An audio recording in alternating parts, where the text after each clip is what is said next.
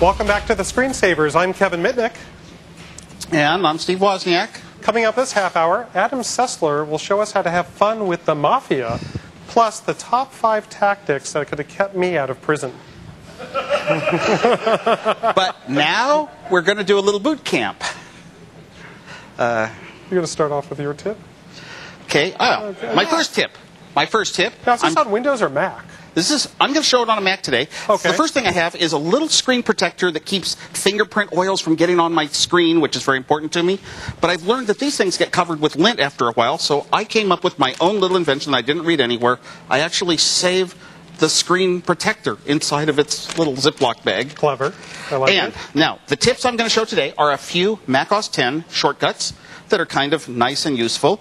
Now, if I up and increase and decrease the volume, you can't hear it now, but it goes beep, beep, beep, beep, beep, beep, beep, beep, beep.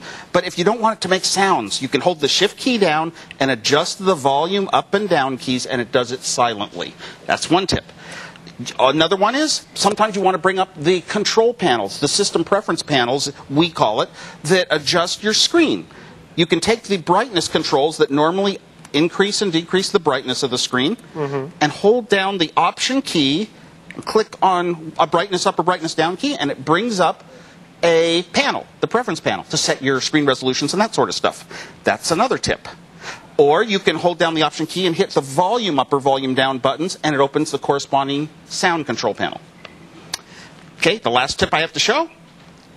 If you want to cycle, if you have a bunch of windows open on your screen, and you want to sort of cycle through them, Command backtick. It's on the tilde button. Command back, and it cycles window, window, window.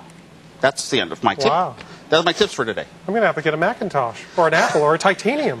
Okay. Kevin, how many tips do you have?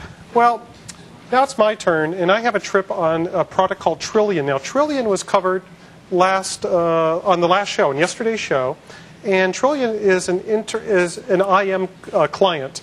But what the problem is a lot of people don't realize that when they're at work and they're using Instant Messenger, their system administrator or even somebody else that's on that same network could actually eavesdrop on those communications.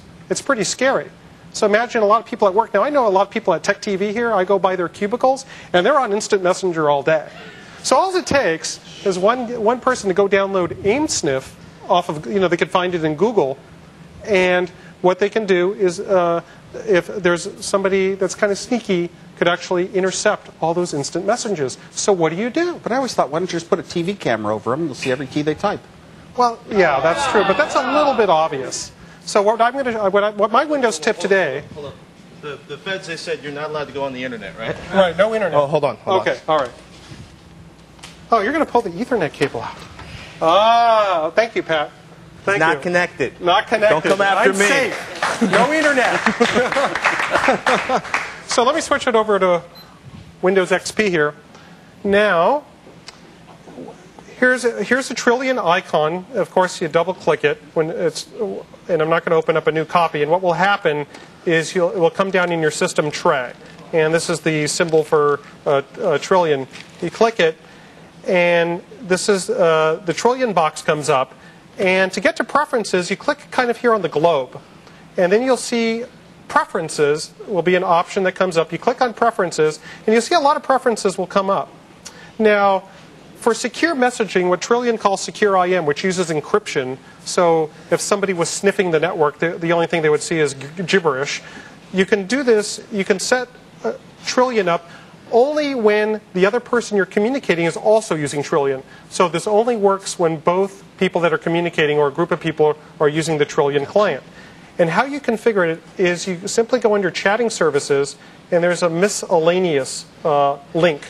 Click on the miscellaneous link, and they have normally what's here is you'll have 2 boxes which are not checked. You simply check Activate Secure IM Capabilities, and you also can check, when possible, make the best efforts to maintain a secure connection.